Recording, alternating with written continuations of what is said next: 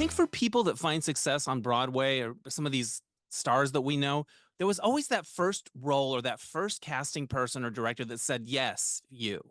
What Hmm. was your one where it took you up a level, where somebody took a chance on you and gave you a moment to really shine, and then that kind of changed the trajectory? Well, I was still in college and I didn't have an agent yet. And Right. so I auditioned for a musical called Ragtime. You remember Ragtime? Oh yeah, I loved it. I Yeah, loved I it. I love saw it Ragtime. here at the Schubert when it was on Avenue of the Stars. Yeah, Yeah, well, it's one of my favorites. that was just coming out, so I crashed the audition for that. And I showed up and I had long hair down to like my nipples Right. and ripped jeans and a tank top and flip-flops is what I was wearing. I was You were so giving green. them Constantine Rizzoli from American Idol. Yeah. Totally. Okay. I think I was just giving them, I didn't know what the hell I was doing. Right. I was so green, but I showed up and I had been doing a production like a not a community, well, like a, a small production of Joseph. I was Right. Joseph. So I kind of was very tan and Right. like that. So I went in and I sang a song from Joseph. And well, they took one look at me first. They said, "You're not right for this show, so don't even bother." And I said, just I'm here. Please, just let me sing." And they said, "All right, you can sing." So you just showed up without I an just showed appointment or up. anything. Yeah. Yeah, Love it. and it was like at the end of the day, and they, for whatever reason, they had room and they let me sing. So Right. went in, I sang, and I ended the song, and they looked at each other and they said, "Can you come back tonight for the callbacks?" And I was like, "Oh, I guess I was right." And they said, "No, you're not right for this show, but you're perfect for something else we're casting." They happen to be looking for someone to replace the lead actor in Andrew Lloyd Webber's Joseph and the Amazing Technicolor Dreamcoat, the national Right. tour. Right. And lucky for me, the actor they were looking to replace was Donny Osmond. So I was like, I kind of, You got that Osmond smile. Yeah, exactly. you're I was like, giving me Osmond a little I bit. can give you some Osmond here. Osmond adjacent. Yes. Wow. So I So showed up that night, and everybody was, dressed like turn of the century, kind ragtime, of yeah. ragtime, and I showed up still in my Kind of tank top, hippie. Yeah. flip flops, and long crazy hair. And so they stopped the audition in the middle, and they said, "We're gonna have David. David is gonna come in and sing for you for Joseph," because the head of Live Ent Entertainment was there, Garth Right. Drabinsky, and but the people, the ragtime people were there too. So Lynn Ahrens and Stephen Flaherty, Terrence McNally, all these people. So there's like 20 people at this table because it was callbacks for ragtime. And they stopped it, and I went in and I sang my song. I sang "Close Every Door." I kneeled on the ground and did the whole thing because I was like, I just was doing it, in my little community theater production. And they said afterwards, I ended the last note, and Garth Drabinsky said, "Hey, can you fly to Toronto tomorrow?" And I was like, "Let me check my schedule." Yes. Yeah. So he said, "We want you to meet the director." So the next day, I was on a plane to Toronto, got off, went to the theater, sang my song for the director, Stephen Pimlott. And then on the phone was Andrew Lloyd Webber from London. Holy They shit. did. And I sang my song. I'm still in a freaking tank top and flip Right. flops and jeans. And I finished the last song, and he says, "Okay." And they talk on the phone. They go, "Okay, David, we'd like you to replace Donny Osmond in the national tour of Andrew Lloyd Webber's Joseph and the Amazing Technicolor Dreamcoat. You have a costume fitting right now, and you're going to do a photo shoot in a half hour. Thank you. Congratulations. We'll see you in a month."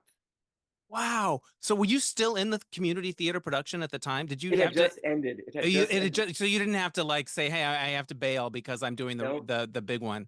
Yeah, it had just Wow. ended. So, like, within the next few minutes, I was like spinning in the coat, and the look on my face is kind of shock.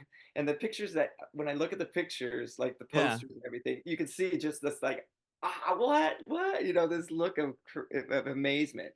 And then I was back on a plane and went back to LA, and I was like, did that just happen? I Did I just came just from LA. dream that? That feels like the kind of thing you would dream when you were just sort of being like a daydream, Yeah, it was hopeful it was so surreal. So that was my first big person. break, and That's incredible. Yeah. yeah, Arnold Did you Mangioli was the casting director, so I give Arnold Mangioli the credit because he's the one who was like, I see something in this, and he was the one who made it happen for me. I love that. So did you interact much with Donnie? Did he like show you any, did you have like a Yeah, handover kind of totally. moment? He kind of took me under his wing and taught me the show, and I, shadowed him for like a week, and he was so nice, so nice. And then he flew off back to Utah afterwards. Yeah. I'll never forget my opening night though. I was getting ready to sing "Close Every Door," and I'm Right. like in my little tiny, tiny, teeny, tiny loincloth. And Right. I go down to the edge of the stage and I kneel down at the edge. I feel like the entire front row is like looking at my skirt. I'm like, oh God, what's happening? But I'm sitting there ready to sing. And the music starts, and there's some guy in the front row going like this. Yeah, come on, you can do this. Come on, come on, come on, come on. I'm like, this isn't distracting at all, right? Right.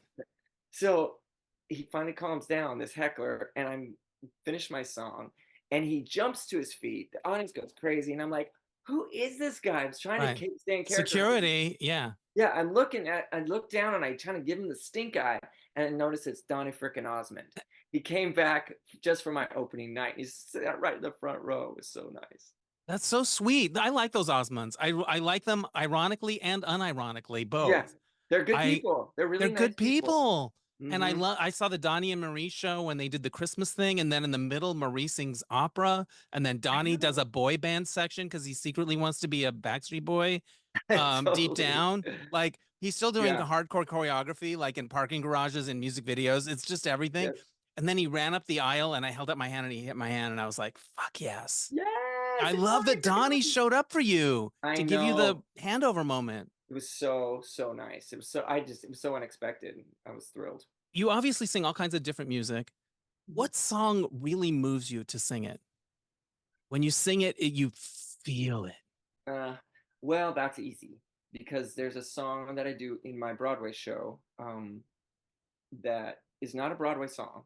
It's actually a song that is about my mom. And my mom had passed away when I was um, 20 years old, 19, 20 years old. She had Wow. cancer. And so I'd always Sorry. wanted to sing a song, to kind of dedicate a song to my mom and sing it. And I couldn't find it for many years. And finally, my friend John Boswell, do you know John? A I beautiful he was pianist. he is he was he married to Kathy Najimy? Is that John Boswell? I think That so. is the John Way Boswell. back in I the day. don't think they Yes. were ever married, Or but they yeah, were a they were together couple. for a long Right. time. Yeah, yeah, yeah. But John used to play my shows, and we're still great friends, and we do shows every once in a while. But Right. I was talking to John one day, and I was like, I can't find this. I want to put a song in the show about my mom, and I can't do it. I would write one, but it was so close to me that I couldn't get the words out. So Right. he's like, just listen to this song. And he found this obscure song by it's a Christian artist. His name's David Phelps. And it was a song called Fly Again. And in that song, he was singing it about, I think, his dad or his uncle. So the pronouns were man. And so I listened to it, and it said everything that I wanted to say. If I could write a song, that's what I wanted to say, because it was a message of hope. Like, Right. this song, but at the same time, it kind of it's a beautiful, beautiful song. So I just changed the pronouns to "She Will Fly Again," and I do that in my Broadway show, and without fail, every time I sing it, it feels like the first time. Yeah. And I So noticed that's you have a couple of albums, and that's one of the titles of one yeah, of your albums. that's Yeah.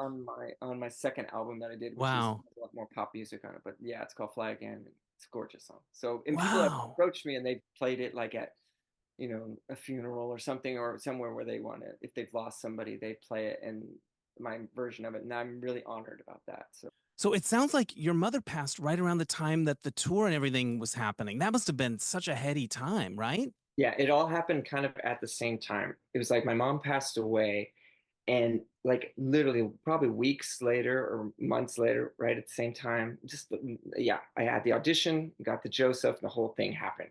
So I almost felt like my mom was kind of going, okay, because I kind of quit school and just or put school on pause while I stayed with my mom while she had cancer, and we kind of hung out. So that finished, and before she passed, she was like, David, whatever you do with your life, I want you to be happy. So make sure you go for it, live your life.